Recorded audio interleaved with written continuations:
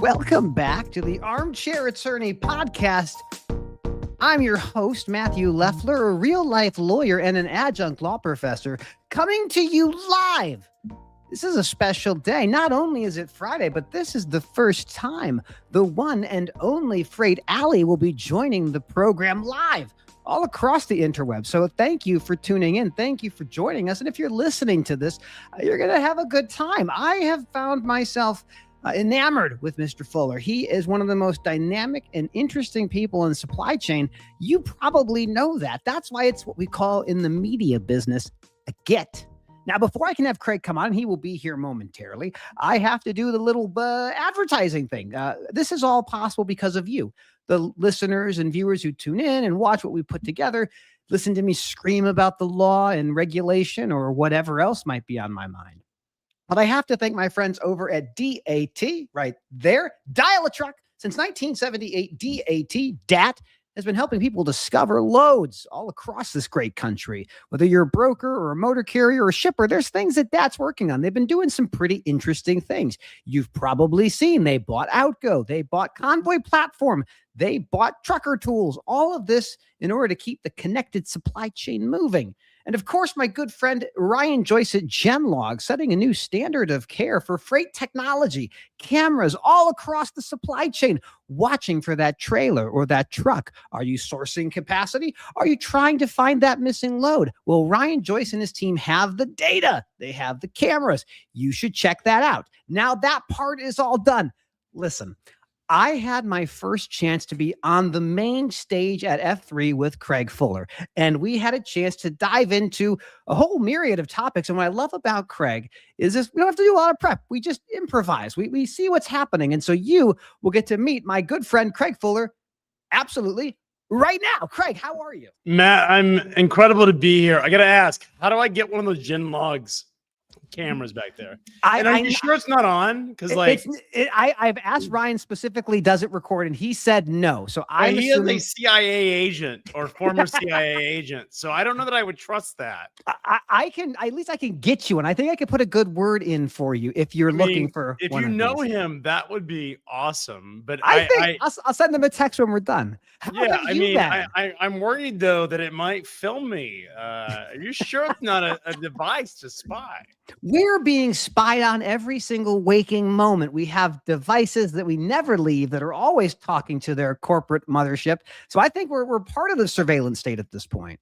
I think we are. We contribute into it, especially like doing these podcasts and putting our opinions out in public. I'm just hoping that I do this long enough, the AI can make a version of me that will allow me to survive my own mortality. That's what I'm banking on. So when the Serbian truck driver oversees the Strong Sola Sergei says, "Hey, I'm Matt Leffler. I need you to pick up this load." It's not a double broker. I promise. That's what's going to happen. I suspect any broker that hears me telling them I'm a truck driver, they will know immediately not to book that freight with me. I think they would know. The AI can improve upon your trucking knowledge. You have a trucking background, so I wouldn't be so dismissive. Well, I have a background in it, but nothing really skill oriented. Like I've driven a switch tractor. That's about the extent. I've driven a forklift. I got the training, so I had that, but I would not trust with a CDL. Have you ever gone in the maintenance shop and did you ever get your hands dirty in it? I would help technicians on the initial paperwork of the trucks coming in. So writing down, before we had the QR codes, writing down the unit number, writing down the VIN so that we could put that into our TMT system, because we had the old green screen Transman from TMW. Oh, amazing. It's good. It's good. I did get my hands dirty every now and then, working in the shop and cleaning the trucks out. I could never work on the trucks. No one would trust me with that. But I can help someone buck rivets. That's the extent. Or change cleaning the trucks out after the driver had lived in there. That was a job that I don't recommend on anyone. I think one of the most difficult jobs in this business is doing lease turn-in repairs for truckers. So you get this owner-operator who lost his lease or wants to do something different, and you have to clean out the truck they've been living in. That can be a bit dicey. I think generally living in the truck does not afford itself to the highest quality of life for a lot of drivers. That's the unfortunate thing. It's a tough business. people who have ever taken, have booted a tenant out of an apartment or a house would know, or foreclosed homes. Back in 2008, I was looking for a house, and I remember touring these foreclosed homes. And man, people do some crazy stuff to these houses. They get really angry and they like literally take the kitchen sink. They put absolutely. concrete in the toilet. Like, you're just like, dude, like, in a past life, I used to do foreclosures of mechanics liens. So like when you do work on a property, the construction workers have liens, and you could foreclose lien, you could evict people that way. And you're right. It is a brutal, brutal business. I was doing that in 2010 and 2011. So we were just at the end of the big housing crisis kind of falling apart. It was a good time. It was an interesting time. By the way, I got to tell your audience a trick. So I learned this. So I was in the payments business, and we did basically money distribution on behalf of banks. We had debit cards, and we would issue them on behalf of banks. And Bank of America, former Countrywide, the largest mortgage bank-owned originator in the world, and they had filed bankruptcy. And anyways, BofA owned it. And what they were trying to do is get people to voluntarily leave the homes that they were renting. Cash for keys. What I learned is that if you ever end up in a foreclosure situation, a bit of a hint for anyone who ever has this problem, go find a renter to rent from you, because rent law supersedes foreclosure law. And so Bank of America was writing $10,000, $20,000, $30,000 checks to get people to leave the homes. And so it's a trick, get someone who's not you because if you live there, they can foreclose on you. But if it's someone else, you could maybe make some money that way. Now, let me just be very clear for the audience. Don't take legal advice from a podcast. If you think you need a lawyer, you probably do. It's not one of us. I'm going to get someone to say I'm teaching people how to scam. But hey, this is trucking. There's a lot of scams going around. This one we are all trying to survive in the transportation industry. So what is happening in the freight market? Is it everything better now? Everything's fixed? Like, it's all relative, right? I think certainly we are seeing much higher tender rejections. And for those that don't follow what a tender rejection is, it's basically a motor carrier telling a shipper that they are turning down a load. Usually we're in the contract market. These tenders come over in some electronic form, an EDI or an API. And basically the rate has already been agreed to, but that tender, if they reject it, it says that carrier has better things to do with their trucks. And so when we see tender rejections go up, it is communicating to us that motor carriers are gaining better optionality and likely better pricing with their trucks. And so we want to see higher tender rejections. That's right. And we're certainly seeing that. Now, it's a very similar. I used to, when we first launched tender rejections, I used to get flagged by all the social media platforms for dating scams. And it works a lot like that. Tender rejections is what they thought. It was like, no, it's not a tender rejection. And not Tinder rejections. We're not swiping left. It works the same way. Think about this. If you're a highly desirable male or female, when conditions are good, you're going to reject more prospects. That's and right. So, you go to a place and all of a sudden there's less, if you're a dude and there's less women eligible, there's less competition in the market for you, then, less dudes, then you're going to reject more of the less desirable and so forth. And so that's the same way. That's a great analogy, because I think like a lot of folks confuse contract transportation. They think, oh, I'm going to do all of these loads for this amount, but it's really, I'm agreeing to do X amount of loads for this amount, but not a specific one. So here's the thing, Matt, and you're an attorney. There is no such thing as a contracted load except for a dedicated contract, which we're going to, I think we need to sparse. And this is the thing that's so confusing to people outside the industry, because you hear the term contract and they're like, oh, that means it's confirmed. I'm like, no. Yeah, we agreed on price at some point. What's that? We agreed on price at some point. We didn't agree. Maybe we did. Maybe we didn't. That's the problem. There's a paper rate is the term that the Chicago brokers like to use, which basically means we have a rate that we've agreed to, but neither party is obligated to that rate. And that's the crazy part, is either party at any moment in time could decide they don't like that rate. So motor carriers could say, screw you, shipper, It's underpriced, and therefore I'm going to demand another $10, $20 a mile to take that same load. And the reason tender rejections work so well is they tell us the truth. They tell us exactly what's happening. It's not load board data, which tends to get skewed with lookups and posts and activity. It is actual transactions in the market. It's electronic tenders. So we look at tenders and they lead spot rates. So tenders should move before spot rates move. And then spot rates should move before contract rates do. And so the first thing we want to see is firming or increasing tender rejection rates. And we are seeing that right now. Now I have to qualify, this is December. This is the holiday season. Tender rejections always move up during the season. But I think what's interesting about it is that tender rejections this season, this holiday, are doing better than they were last year. Yet volumes were much higher last year. And normally you would expect with lower volumes that rejections would not, if you have lower volumes, rejections would not increase or be higher than they were last year. So what I think is happening, Matt, is that there's just a lot less trucks in the market. I was going to ask you that. A lot less competition. Now, what is driving this capacity kind of leaving? Is it the FMCSA with the new language proficiencies, non-domiciled? Is it something different? Like, where do you think this is being driven from? Yes is the answer. All of it.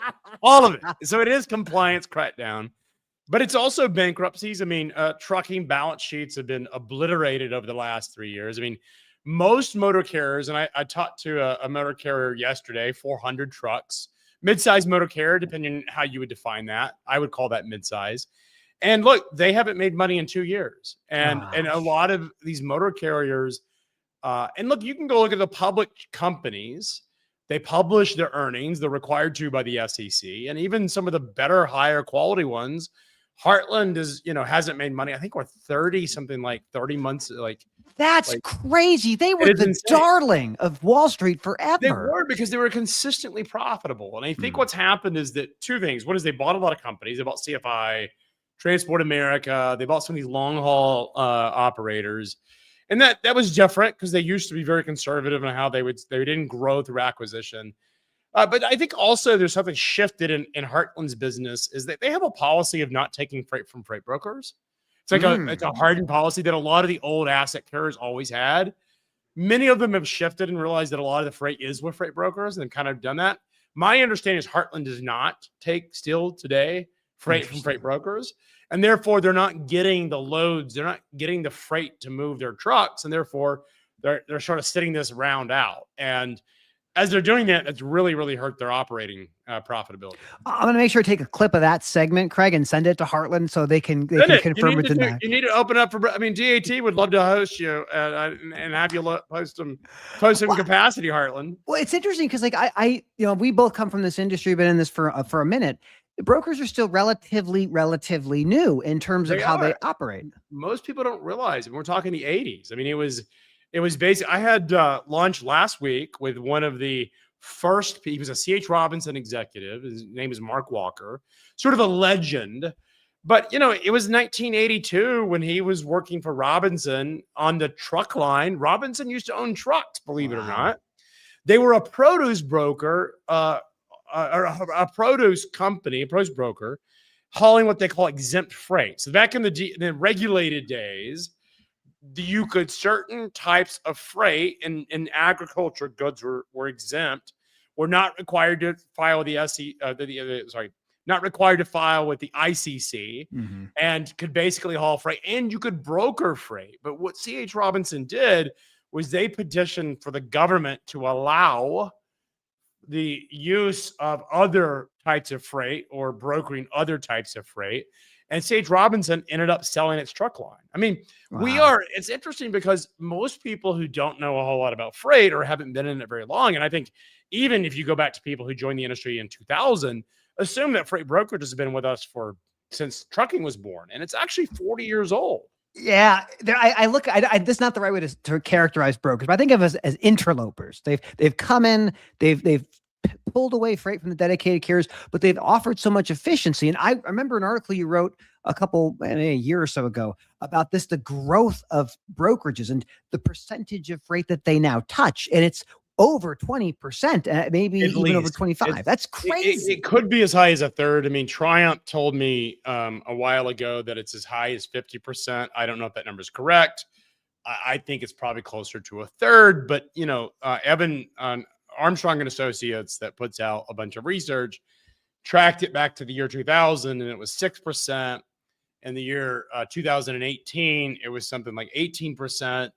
And now it's certainly bigger. I mean, it became a much bigger industry during COVID and after COVID. And the reason is that two things happened during COVID. One is we had this massive capacity crunch, and brokers provide the relief outlet for a lot of shippers, and they performed relatively well. Shippers were able to depend on them for capacity when a lot of the asset carriers were not able to do that. So I think they got to participate in the routing guides that normally they were kind of sort of a secondary option. So that's the first thing.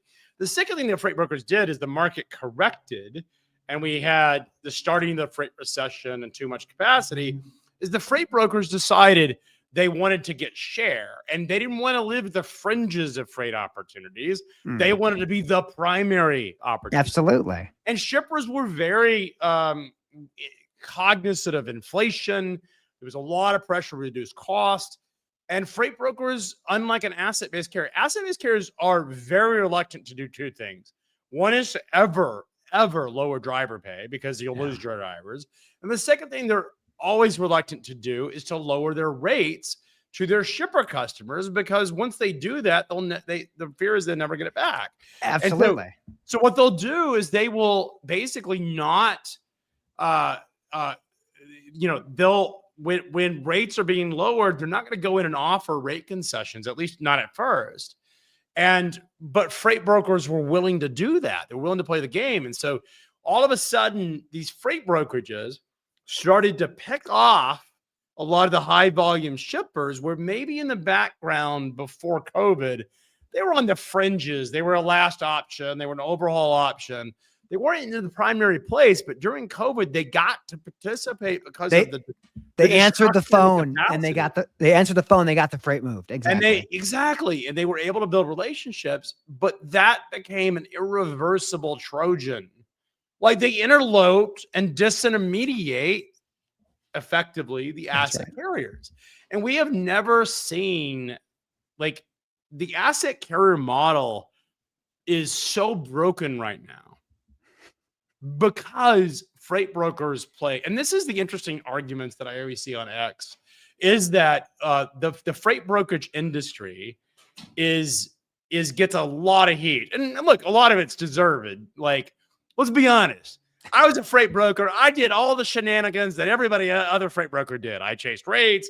I 20 years ago, I find ways to not pay attention. Like, I was playing the game like everybody else. Don't hate the player, hate the game. Like, I did all that shenanigans. I know how easy it is. Now, I haven't done that in 20 years, to be clear. There's probably not a lot of truckers that I screwed over when I was a broker, because they're all dead, right? Like, I was talking a long time ago. So don't send me hate mail. But I played the game as much as anybody did. And I think the brokers catch a lot of heat about their practices. And a lot of them are, like, questionably ethical, right? Like, charging detention and not paying it. That's more margin for the broker. The broker makes the margin. He's sitting at a desk, doesn't do anything. I mean, I did it in my day. I'm gonna lie. You're charging for quote unquote deadhead when you're not deadheading. You play these games, and that's how freight brokers, and they get a deservedly bad rep at times. But I think what people don't understand, the motor carriers don't understand, the small guys in particular, don't understand that if it wasn't for freight brokerages, they wouldn't have freight. Yeah, exactly. It had to happen as you expanded motor carriers and had smaller fleets. They can't go talk to Procter and Gamble and get that freight. They have to work with intermediaries. Because the larger shippers, I get asked this pretty frequently by small motor carriers. These are small operators, entrepreneurs. They're a couple years into it maybe, and they're like, "How do I get shipper freight? Teach me how to get shipper freight." And what I tell them is, like, look, you have to understand, when you have 5 trucks, when you are sitting down with 5 trucks or 10 trucks or even 20 trucks, P&G is not going to talk to you.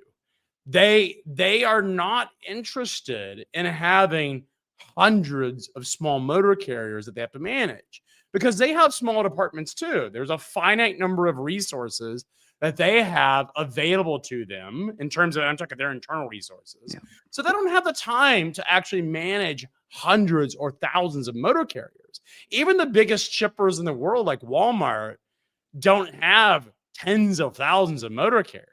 They may have 100 or 200, and then they outsource the rest of it through the freight brokerages. And that's essentially, if you want freight and you're a small operator, you need to make your peace with the freight brokers because they're the reason that you get to exist. It's interesting because like every company I've seen in the last decade has been pushing this idea of vendor consolidation. I want to have less companies that I have to work with. And on the brokerage side, and you can correct me if I might be wrong, but I've heard that the top 10 brokers represent like 50% of the entire brokerage industry. How much consolidation do we see at the top end versus the fragmentation kind of as we look to the small? I don't have specific data on that, but that would certainly follow. In the old days, C.H. Robinson, going back again 20 years ago, was something like 1 out of every 8 truckloads in America was dispatched by C.H. Robinson. Like that, they had such substantial scale. And what's interesting is C.H. Robinson's still the largest player in the market. But their relative market share has been eroded. Now they still are big and they've grown, but if you look at the freight brokerage industry as an industry, it has grown much, much faster than C.H. Robinson's own business model. It's the carriers or the brokers are, we just see this massive fragmentation of a lot of brokers. A lot of them were for C.H. Robinson people who went out and started other kinds of companies or other freight brokers. Well, it's interesting now. The freight brokers are, they're not going anywhere. They're here for the foreseeable future. And now they're starting to kind of feel the pressure of the liability the trucking folks have been hearing about forever. So, well, I think I talk a lot about the market, and I think if you sort of look, it's interesting because, you and I are on X. I think most people are on LinkedIn and freight, and there's a much smaller, much more distinguished audience on X than the general LinkedIn audience. Just saying that. I don't disagree. It is the place you want to be if you want to be in the conversation. Anyways, what's interesting about these different personalities, and call them influencers, call them thought leaders, whatever you want to call them, that are on social media, call them annoying, like it's fine. I'm on Reddit, Craig. That's where I'm at. Okay, well, that's its own problems. But anyway, the reality is that what you find is that every single one of these groups, these people have their own voice and their own thing. And even media circles, like probably the most interesting media company that's not called Freightways is Freight Caviar. And what they have done is they've taken the Morning Brew style of media of reporting, of not doing a lot of original reporting. And in fact, I talked to Freight Caviar this past week about it. They're not doing a lot of original reporting. That's very expensive, very hard to do original reporting. They're basically taking the social media conversation and the news that companies like Freightways produces and create it in a very distillable way where the audience can get it without having to go and read and understand the context. And they do it with humor. And I think it's an amazing, amazing business. They've done a great job. But what's interesting about it is when we look at the different various media outlets or personalities in this thing, we all have a slightly different take. You're the legal guy, right, Matt? I scream about it from time to time. You provide legal and compliance context that is important. You have a distinct voice, and there is no other Matt Leffler out there, or someone like there is no other source of legal and compliance information that I want to hear from in freight. And I think in freight markets, which is all about the freight economy, then that's the way we've positioned, or I position myself, is to certainly I provide color on other topics. But at the end of the day, my contribution to the freight conversation is all about supply and demand. And that is about the market. Now, that is also called the most contested part of it because I'm often wrong. If you're talking about the market and the direction of the market, you're going to be wrong. And I don't care who we're talking about. It's like the weather. It changes. It's easier if you're Jason Miller and you're using data that's 6 months old because then you already have the score. It's like trying to report talk about the game after the game's been Okay, played. well, when you have watch the highlight score. reels. Should have zigged when they zagged. That was the issue. So if you're an economist, you're reporting what happened after the fact. Congratulations. Now, my job is harder because I have to be on the front end of analyzing what we think is happening on the ground, what is happening on the ground, and what we think is going to happen. That's a much harder job. So my natural batting average is going to be lower because I don't have the scorecard. So just saying that. But that's the. And look, I think, Miller does a good job of breaking down these economic data. I don't understand half of what he says, but I do think he does a good job. He does his homework. You have Adamo from the Our People's friends Empire, at DAT. You love DAT, Craig. You People's love them. Empire of DAT. Yeah, you get paid. Every time you say that name, you get paid. Every single time. You're not wrong. Matt It's actually by the letter. That's why I say DAT as opposed to DAT, because it's by the letter. 3 times. I like the dial a truck thing, man. Like I love think it, man. Well, okay. So what I love about what you do, so you're on the social media and you're phenomenal on social media, but in person, you are electric. You are fantastic. So we had our thing at F3, and then we segued to doing a live debate, which you brought your television crew out to film between you and Adamo. What is it that's different about live events versus the things people see on the internet and all of that? Well, look, I think this is true of anyone who does public speaking. Like what's weird to me, my wife, when we go out to like cocktail, I hate going to weddings and cocktail receptions. Like the whole, my wife's into philanthropic stuff and every association thing and kids events and all stuff. You love a good gala. How could you not love a good gala? Man, please stop. I can't do it. But my wife's always getting me to go to these things. I'm a natural introvert, which is hard for people to believe. But like when I get in front of a topic that I love and you feed off the audience, because one of the things and I know, Matt, you do the same thing, is if I go into an audience that's flat, an audience that doesn't care, and I give a lot of speeches, and most of the time they're neutral, like the audiences are fine, they're good. But there's every now and then, man, you can just feel it in the room. The energy level is just electric. Absolutely. And that is what gets me motivated. And it's like and when you're talking about a topic that you deeply, deeply care about, and I deeply, deeply, deeply care about the trucking industry because this is my whole life. It's something that I've identified with. I think being in public brings out that energy level, that passion, because especially when you're talking about things you deeply care about, it's so much easier when you have an audience than it is talking into a podcast.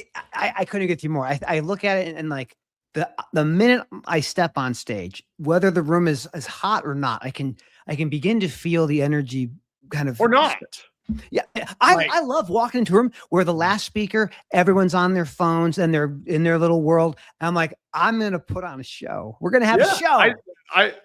That's the best kind, right? Is to wake the audience up, and you woke the audience up at F3. Oh, we had so much fun. We talked about IEPA. We talked about broker transparency. We talked about autonomous trucks. The new story of the day, which I've been really keyed in on, is broker liability. We were talking about C.H. Robinson. This is the biggest case facing the brokers right now. When can a broker be held responsible for the negligence of a motor carrier? And that question will soon be answered at the United States Supreme Court. Are you excited for this?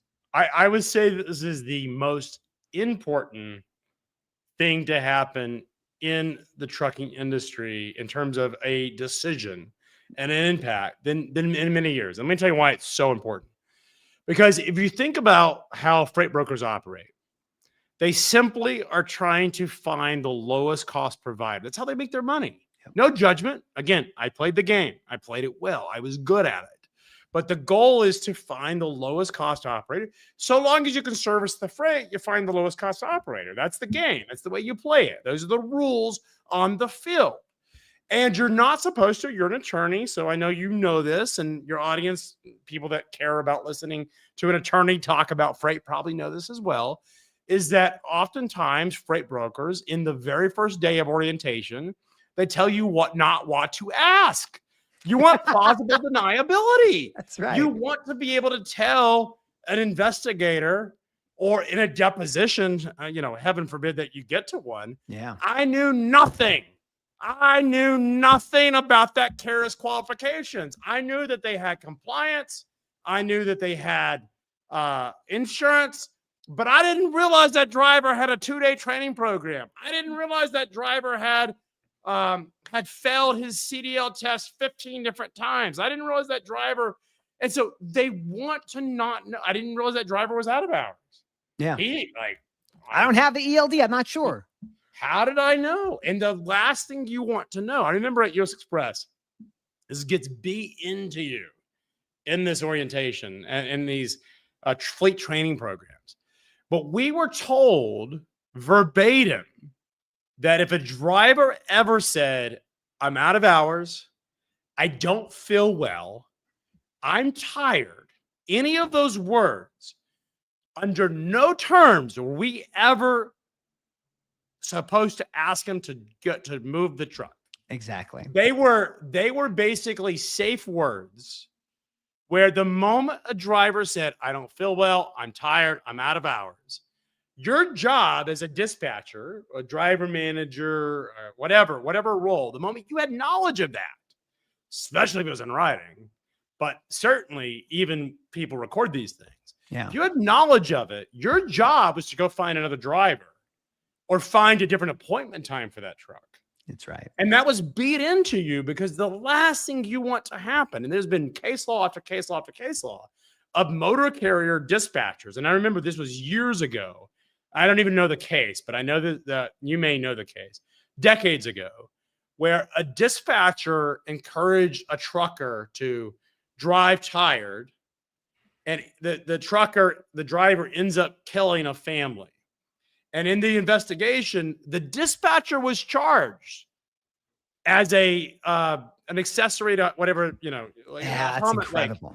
Causable, whatever they call. What is the legal man? What's the term?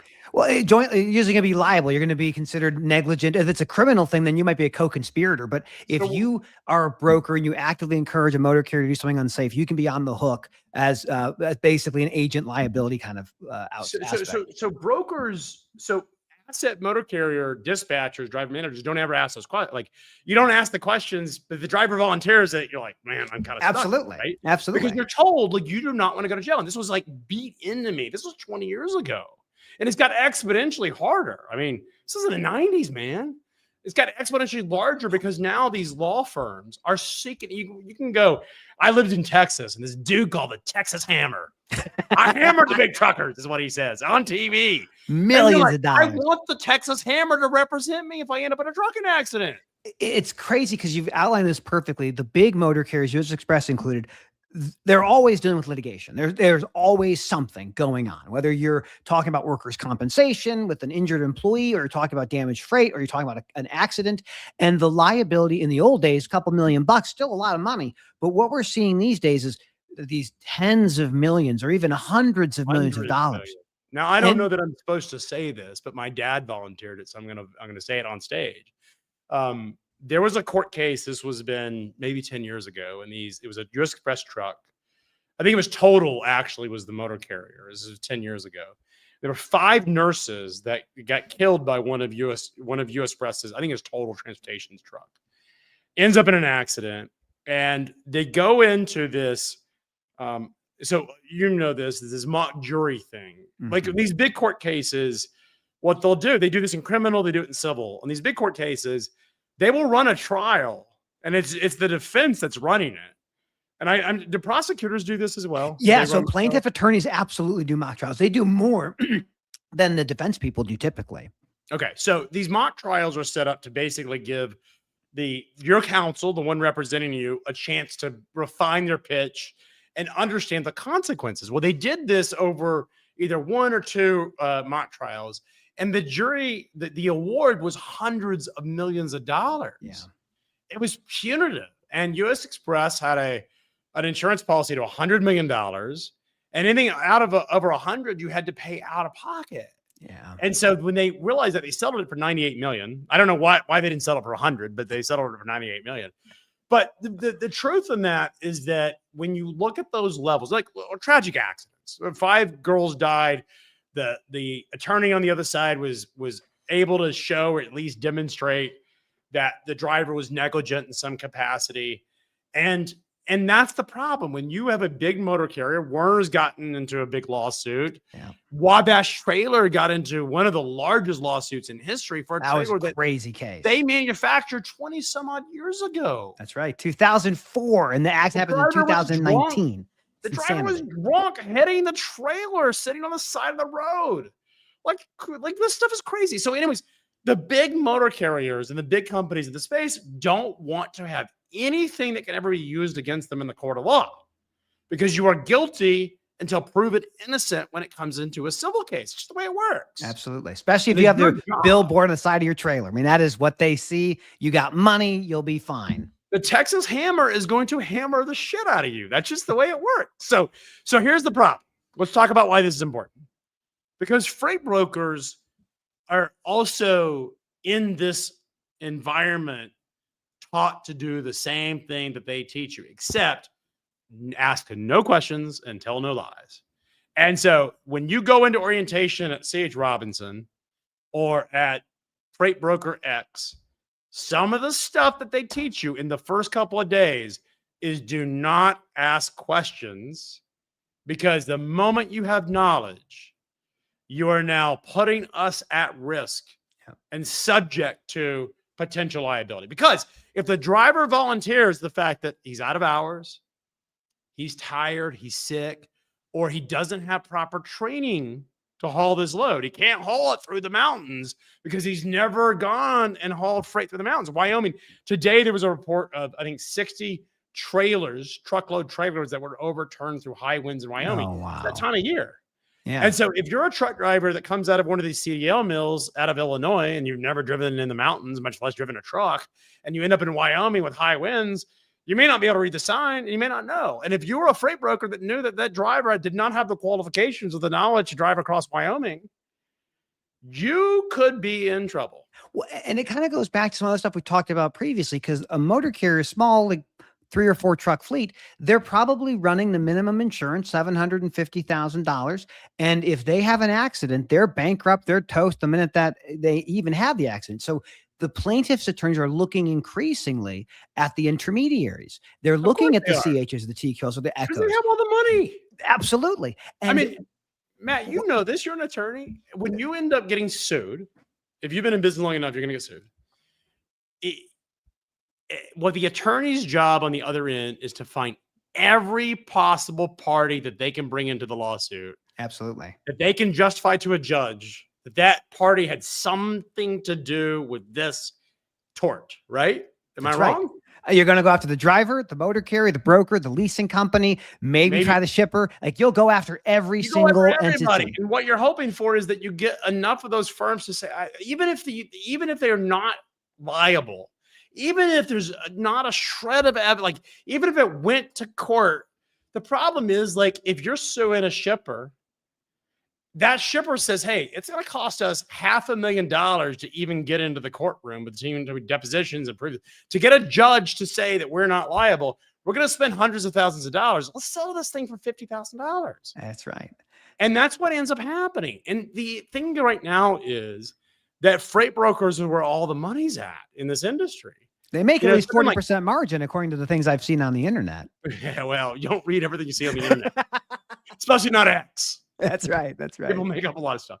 But the reality is, like, there's so much money, and these plaintiffs' attorneys are looking for places and pockets of cash. The nice thing right now is freight brokers have a federal, under the current standard, federal rule that says they are not liable for what happens to the loads that they brokered over to motor carrier. They're not subject to the liability. Yeah, let's unpack that a little bit. So what we're talking about is this idea of the broker having a preemption. So there's a thing called F4A that says essentially the broker cannot be held responsible for the negligence because they're doing price, route, and service. That's what they do. What we've seen happen is different federal circuits looking at the same law, the same text, come up with different answers. So on the one hand, they have the 7th Circuit and the 11th Circuit. Those guys say, we don't think brokers are liable. Then you have the 6th and the 9th. They're saying brokers should be liable. And so the C.H. Robinson case, this Montgomery case, is now before the Supreme Court, is a 7th Circuit case where C.H. actually won in the lower court. And now finally, the Supreme Court's going to look at this and say, when, if at all, can a broker be held liable? And most brokers don't even carry insurance for this kind of liability. They don't even think about it. And you're one bad day away from bankruptcy because these cases are tens, if not hundreds of millions of dollars. And the issue is, if you, because of the word, all of the attention around non-domiciled CDLs and CDL mills, if the Supreme Court rules that the F4A law, which is the weirdest law, by the way, because it's the Federal Aviation Administration Authorization Act. Absolutely. Like, it's about it has to do with aviation. And somehow, credit to whoever the lobbyist group that represented the intermediaries, somehow they snuck in an exemption. It's great to have friends in Congress, I imagine. But anyways, we're digressing. The fact is, if that gets overturned, if the Supreme Court rules that when it comes to matters of safety, and that's the argument, it's a matter of safety, because it's not an economic argument. Right now, the freight brokerage industry, C.H. Robinson and others, are saying, hey, this is an economic, like, we were given exemption. And what the argument is this purely an economic exemption where the states can't regulate economic, like commerce, is effectively what the argument is? Or is it a safety exemption, which is historically been left up to the states? And here's the crazy part, is when you look at safety rules, there's the federal rules, but that's actually up to the states to enforce on their highway. The government's recourse, if you will, is holding the purse strings to the Department of Transportation. So they have these federal laws, and they expect all states to adhere to it. But their real authority under the Constitution is money. And when they don't get what they want, big bad daddy Duffy says, I ain't giving you any more money. That's right. If you don't do what I say you do. And we're seeing this now with the non-domicile CDLs. But here's the problem. If the Supreme Court overturns it and says that is not, in matters of safety, freight brokers can be held liable, then you're going to see the barn door open of every single trucking accident. And I don't know, you would know this. If the Supreme Court rules that this does not consider matters of safety, are we going to see court cases of accidents that happened years ago end up in the court system? I know there's a statute of limitations and a lot of court standings, but are we going to see a situation where maybe there's an accident today that's a catastrophic accident that happened, that a freight broker tendered it 6 months before this ruling? Are we going to see that actually happen? My feeling, and I could be wrong, my feeling is going to be, if the case has been brought to a final judgment, so there's a case that gets filed and you sue the broker and you get dismissed and it goes to appeal and they deny it, that's probably dead. But for anybody who's involved going forward, or ones that are actively pending now, they're going to stay the proceedings and say, we need clarity. And what is so fascinating, you guys broke this story, and I ended up reading it myself this morning, this brief that was put out by a bunch of attorney generals across the United States. And I'm going to read the states, because I think anyone who has not heard this is going to be just blown away. Arizona, Arkansas, California, Delaware, Idaho, Illinois, Indiana, Kansas, Louisiana, Maryland, Massachusetts, Michigan, Minnesota, Missouri, Montana, Nevada, New Mexico, New York, North Carolina, Oklahoma, Oregon, Rhode Island, South Carolina, Tennessee, Texas, Vermont, Virginia, West Virginia. These are the attorney generals that are saying, we need to have brokers on the hook for liability, because what they're seeing in their own world is their citizens being killed by truck drivers, and then saying that trucker cannot make my citizen whole. Who else is responsible? And I go back to what we've talked about previously. The FMCSA has been so far removed from regulating motor carriers for safety. Now they're stepping in, but brokers are on the hook essentially for being guarantors. That's what the states want. And that's crazy. Well, it's crazy, but it's also massively disruptive. And I think absolutely, if we see a situation, let's play this out. So if the Supreme Court comes out and says, no, we find that Congress was within its rights to exempt, and again, I assume it has to do with the interpretation of the law, not the actual whether Congress has the right. Exactly, absolutely. And so if the Supreme Court rules that nothing, like freight brokers are exempt, fine, we go about our way, and if you're a freight broker, we have blue skies and your business model doesn't change. However, if the Supreme Court comes out and rules that you're liable, that is going to be one of the most disruptive and frankly dangerous thing for the freight brokerage industry. 100%. I think every freight broker in the country, and I got to tell you, like we've been slowly reporting this thing or reporting it. I mean, anybody who's ever dealt with court system, lawyer man over here knows this because you do this. It's like it takes years. Like just in a normal civil lawsuit can be 4 or 5 years before you even get to a courtroom. Mm-hmm. Much less get through all the appeals, which also have their own time, 6 months in some cases, a year. You got to file the appeal, then you have to hear it. Like we're talking some cases decades before the stuff gets through the entire court system. And there are hundreds, if not thousands of court cases right now involving heavy duty accidents in almost every state in the country, if not all states, absolutely, that are in the court system. But here's the thing is if you're a freight broker and all of a sudden we find out that you are liable, then that means every single load that has had an accident of some sort opens you up to liability on which you have no control over. It will bankrupt the vast majority of freight brokers in America because they do not have the systems or the processes to actually mitigate it. And this is one of the counter arguments I heard somebody say is, yes, but they can indemnify. The carrier is indemnifying. And I'm like, brother, these carriers have one truck. Yeah. Like, okay, so the motor carrier has indemnified a $100 million broker. Great. Yeah. The dude has one truck and $20,000 to his name and $80,000 sitting in Serbia. It ain't gonna matter because when that lawsuit comes out and there's a $50 million payment because Serbian truck driver dude, strong solo Sergey ran illegal. And there's internal emails, broker man is in there bragging about how he got strong solo. Like he's thinking it's funny because we know what happens.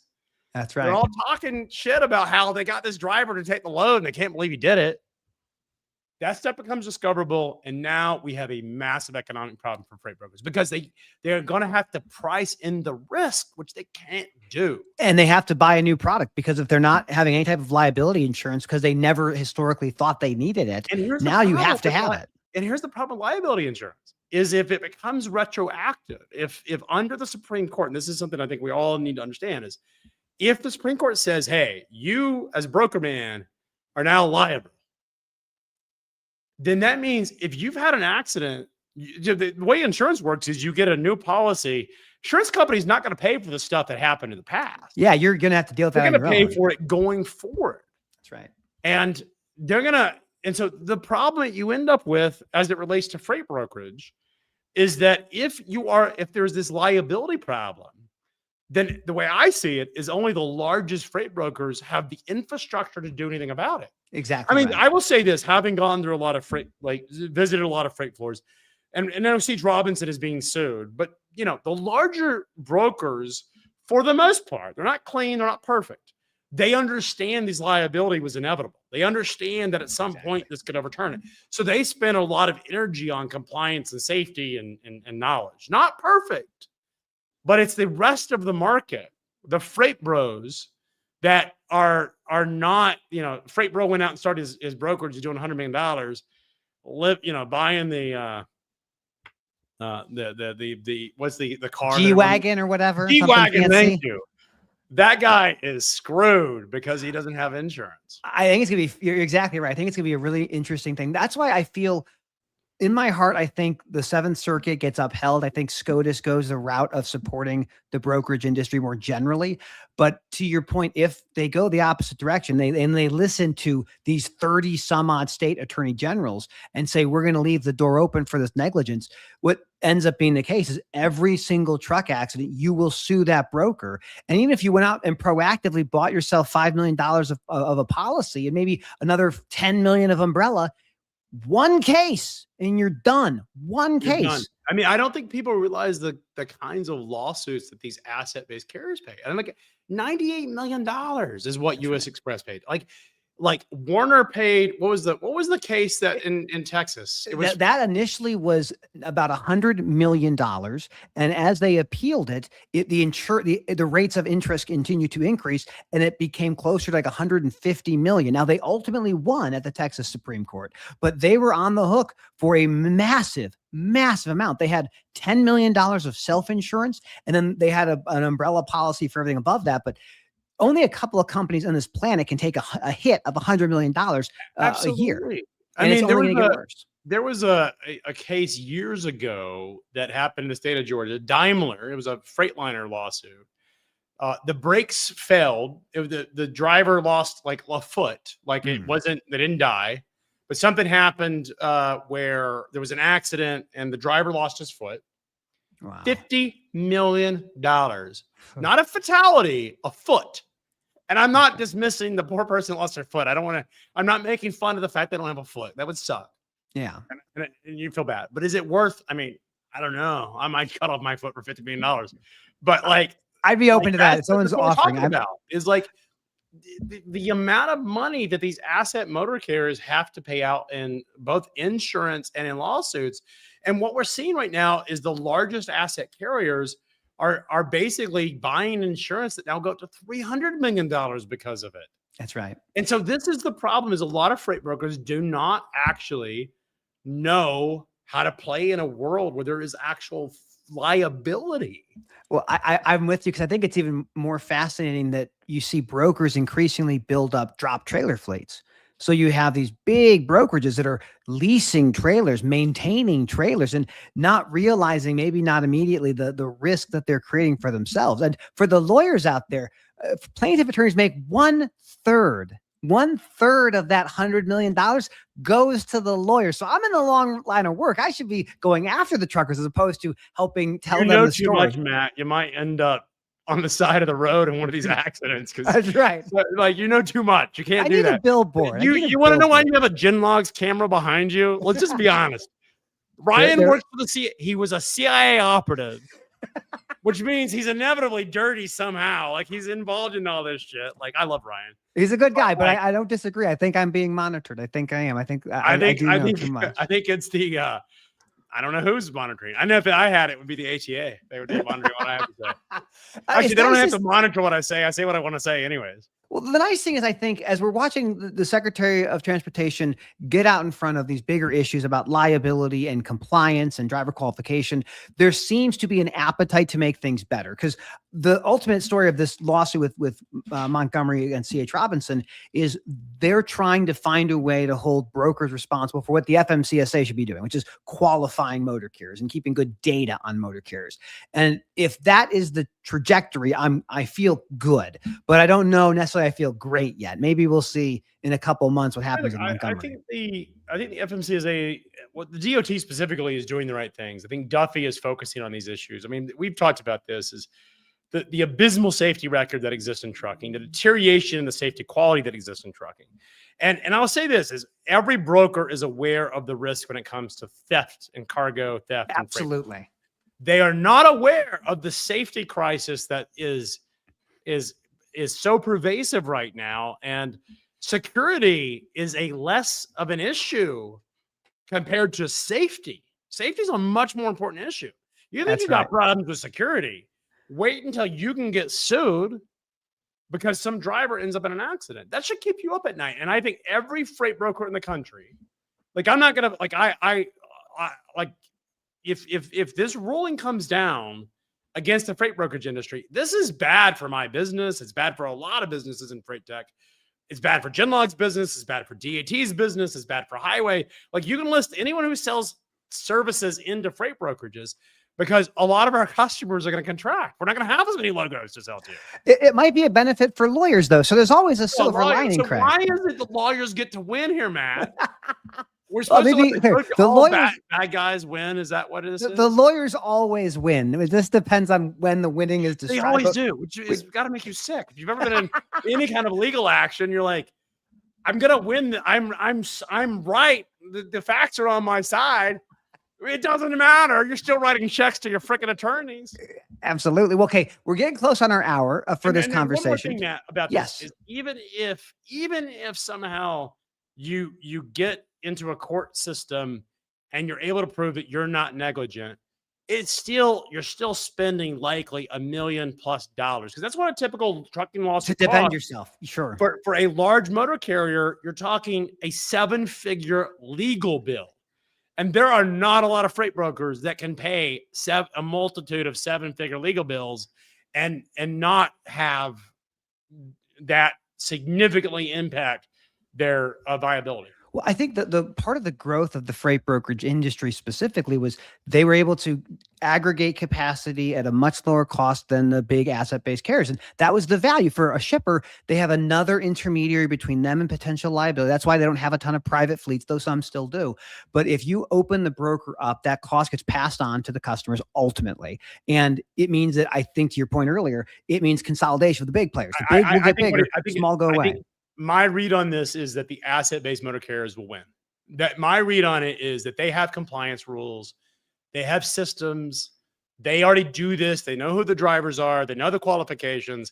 It is the freight brokers that lose, and it's the small operators that lose. I'm going to be really interested to see if we get an amicus brief from the American Trucking Associations, because the ATA has members that are mostly asset-based, well, all asset-based, but many have brokerages too. But I think the ATA is always going to side with the motor carrier. Always. I mean, even where they have been, I've come out and pointed out where I disagree with a lot of the ATA's positions. If you look at the ATA, consistently, they're going to protect the assets. And so even though these guys have freight brokerages, I think, look, I came from a trucking family.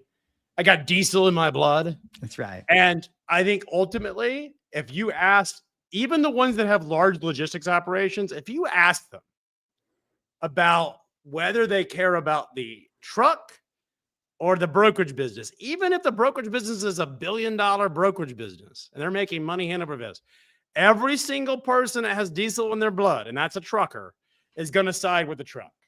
And you can hear them just complain and bitch and moan about the brokers. That's what they do. It is a favorite pastime at ATA conventions. I've heard it. They absolutely will side with it. So I bet what we'll see is that the ATA and the associations that represent truckers are going to come out. And like I said, I don't want this to happen because it's not good for my business. I sell a lot of data to freight brokers, but it is something that we have to put on a radar, because if it does happen, it's going to be massive consequences for this industry. I couldn't agree with you more. This is the most important case for brokers right now, is this Montgomery case before SCOTUS. We'll probably have an answer. At least the oral arguments will be sometime middle of next year, I suspect, but we'll probably have a good indication of where they're leaning based on their questions. But I wanted to the last piece is, one of the things you've been talking about is building more in-person events. And I think you guys have some plans for some big in-person things starting next year. What's this all about? What's happening? How do people get involved? Yeah, so we're going to a road show. I'm a big college football fan. And the most interesting thing to happen in America right now is college football. Like, it is insane. Anyways, I am a fan of the game day show. And we thought it would be cool to take Freightways on a game day style event to these various cities and let the local community, the freight community, celebrate and tell us the story about their community. So we have 4 cities initially identified. We're planning to do 20 over the next year. Nice. Going to Cincinnati, Atlanta, Memphis, and Charlotte. 4 southern cities. That's our southern mid-south tour. Cincinnati's a southern city, by the way. And it makes sense to me. It does. Yeah, they got plenty of rednecks up there, so we're good. Anyways, we're going there, and we're going to celebrate the freight industry locally and nationally. So it's going to be filmed. It's going to be streamed. This is a chance for everyone to get out and be a part of the community. Our goal is, one of the things that happens at Freightways events is we get people from all over the country and sometimes all over the world to come to our events. The typical, it's the companies that are quite large, or the senior executives. This is a chance for those mid-market businesses where they're working in the business and not on the business. These CEOs and these executives that may run big businesses, hundreds of millions of billions, may run a really interesting niche business that does 20. That gives us the chance to feature those businesses, both the suppliers and the companies, to talk about what they do for the freight industry. And it's a chance to feature every major freight city in America. I'm excited for this. I when we first started talking about it, I was like, this is going to resonate so much with all the local traffic clubs or CSTMP folks, because we all love to get together. We love virtual, but man, in person, nothing beats that, man. Over the years, we do an event in Chattanooga, we've done them in Atlanta, we've done it in Chicago, and I always get these notes every year. Why don't you come to Cincinnati? And there's a big following on X, my boys, the Cincinnati crew. We've been asked to go to Pittsburgh, we've been asked to go to Memphis.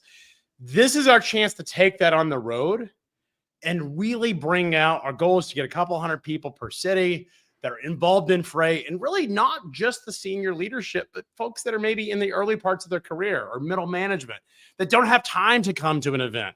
But you're going to hear about fraud. You're going to hear about these types of issues. I'm sure we'll be talking about this Supreme Court case that's coming up. We're talking about the regulatory environment, talking about freight, talking about all sorts of stuff. But it is a game day style environment. Bring your signs. It's going to be great. Will there be debates? Because that's what I'm all here for. We're gonna have debates. I think Adamo and I got to go at it again. Although I did win, so I need another. Take that. He got kind of spanked. Maybe if we go to Detroit, we can maybe get our mutual friend Professor Miller. Dr. Jason Miller. Well, the good news is, like, all he'll do is tell me I'm wrong because he'll use data that's 6 months old. The good news is, like, at least I'm talking about what's happening right now. We won't know for 6 months until whether he's right or not. So. We'll circle back. Well, I want to thank you for making time today, Craig. If people don't know you, which I think is silly, but where can they find more about what you're up to? So I live on X at Freight Alley. I occasionally visit LinkedIn, and I'm trying increasingly trying to convert all you LinkedIn people over to X because LinkedIn is so bad. My favorite remains Reddit. I like X. It's very chaotic for me. It's too chaotic for me. X is just very chaotic. That's what this is. This is just, it matches the industry. Dude, Sean Duffy today so he was asked in the press conference, he's talking about all this compliance crackdown. And someone in the press asked him if he's concerned about running out of trucks, or is freight going to not move? And he used the word capacity. We have the capacity, which tells me he's an X guy. I think you're right. He is in the freight market. He knows nobody's going to bullshit Sean Duffy because he is tuned into what's happening. It is truly, and I mean this sincerely, it is a remarkable thing that we have a DOT secretary that talks about the issues that the industry cares about. And that is very unusual. No, I couldn't agree with you more. Never seen that. We've seen more activity from this FMCSA and this Secretary of Transportation in the past 9 months than we've seen from anybody in the last couple of decades. Here's a crazy stat I was told is the FMCSA has had more, has created more, what do they call it? Actions. What's the term? Come on, lawyer man. What's the proposed rules? They've been going after when they take an action, when they take an enforcement action. Yeah, they've been doing. Yeah. They've done more enforcement actions this year than they did in the last 20 combined. That's DOT told me that specifically. It's incredible. They're going after the self-certification of truck driving schools and ELT. Taking a tax on this. You should be appalled at our industry and what we've done to it. I'm serious. People don't want to know how the sausage gets made, but once they find out, they're like, "Oh, dude, I didn't know it was like that." The thing that's crazy, Matt, is that most of us, including people who do this every day, didn't even realize a lot of the stuff was happening. And certainly, a lot of times the assumption by a lot of folks on X is that the big motor carriers have got this secret club where they get together and then talk about how to screw the small drivers. That is not true. I've talked to a lot of them, and they have no reason to misrepresent. Even some that are retired, like my brother, who was one of them and now is not one of them. He's building homes. But the reality is they're just so disconnected from the day-to-day underlings of the market and the under happenings of the market, that they are so out of the day-to-day that they don't even realize. The word non-domiciled CDLs, when it first came up, I started asking people over the summer, and these are executives that know a ton about trucking. They had never heard the term non-domiciled CDL, even though it was an illegal issue. And then you start talking about CDL mills, and they're appalled. So we can rip on this. You got to invite me back. Can absolutely. We need the overtime thing. Would you when the show ends, you go onto YouTube? That's right. Well, the thing is, Bill Maher. everyone's so siloed in the industry. Everyone's so siloed to reach out between what shippers and manufacturers feel to what brokers and 3PLs feel to what motor carriers of every size, private, for hire, everything. And when you finally get a holistic view of everything, you go, oh my goodness, how in the world is this sustainable? And like, oh, it isn't. We just haven't tried to fix it yet. When this non-domicile thing kept trending on X, and you know, I blew it off at first for like a year. I was like, this is not true. Like, this can't be true. People who are here illegally driving on the CDL, that doesn't make any sense. No, right. You can't get a CDL without it being a U.S. citizen. And then you start hearing about the CDL mills, and then you start hearing about the ELD devices that are being hacked. And as I started to hear all these things, I'm like, this is just some crazy trucker conspirator, because there's a lot of them. There's a lot of truck drivers who are into the conspiracies. I don't disagree with that. And they all think that they got it all figured out. And I'm like, there's no way this stuff is real. But when you dig into it, you're like, oh my God. And the reason you don't believe it is because like, no one would be this stupid to allow this stuff to take place. But it absolutely is happening. And here's the problem. Brokers have been feeding a lot of this stuff. They've been benefiting from the lack of compliance. Absolutely. And if we see a Supreme Court case get ruled where it changes the liability requirements, then all of those past sins, not created by the freight brokers, by the way, created by the ATA, those chickens are going to come home to roost for these guys. And that's scary. It's going to uproot the entire frickin' industry. Again, I think you're right. I think if this goes the way that, if it goes against the brokers, their entire business model is in jeopardy, because the whole purpose of a broker is an intermediary who does not take custody or control of that freight and is not liable for the actions of the motor carrier. If they become essentially guarantors of the performance of that motor carrier, you are done. Like, it's not sustainable. Big guys can keep doing it. But again, like, the silver lining here, Craig, is that for the lawyers out there, it's going to be a lot of money. And that's great for lawyers. Oh, come on. I want to double broker some lawyering is what I need to do. You know, I can't share legal fees with non-lawyers. You know, we never take money from law firms. We have a rule against taking money from law firms. But you just said something. Maybe because nobody will be able to afford advertising in freight if this ruling gets in, I can just take money from a bunch of lawyers. I think they would love to give it. I currently have a rule again. I hate lawyers. No offense. I hate lawyers, and I hate your practice, and I hate what you guys do, and I hate that you follow truck around, and I absolutely hate the Texas Hammer. And we've never taken money from lawyers, but you know, desperate times might call for desperate measures. This is you gotta follow the trends and forces that shape the industry, and sometimes it just happens to be some well-dressed lawyers might be the way to go. Well, Craig, I appreciate you. Not so well-dressed lawyers and the red jacket over there. It's corduroy. It's very fashionable. This is the time of year. I think you're secretly a truck stop fan deep down inside, and that's why you have the DAT logo, but that red. Man, I had the jacket. If I were DAT's marketing team, I would mandate that you wore blue. I've told Emily Hafner, who runs that group, I said, if you want to send me a new coat, I'll wear it. But no one sent me a coat. That is such a missed opportunity, because every time I see a red jacket, I think truck stop. Well, that's a good place for us to wrap up our conversation. Well, Freight Alley, Craig Fuller, thank you for joining us. I got to say a quick outro. Stick around because we got to let the thing update. But you are the man. Thank you for making time. Thanks, Matt. Craig Fuller, Freight Alley himself. You got to get excited about this industry. There's no way you can escape the movement of goods across the United States. Truck driving remains one of the 10 most dangerous jobs in the United States. Safely delivering freight on time and undamaged is difficult, even under the best circumstances. But we have people who are looking to make the industry better, who are amplifying the messages of safety and stopping theft and fraud. Craig Fuller is someone you absolutely have to follow. I will link his X account in the show notes. I like X. It's okay. I'm just not great at it. It's very noisy. But thank you for tuning in. Thanks to DAT. Dat hat is sitting on Dat Bust of Palace, somewhat adjacent to my chamber door. And of course, our friends at Genlogs. We'll see you next time. Have a great day.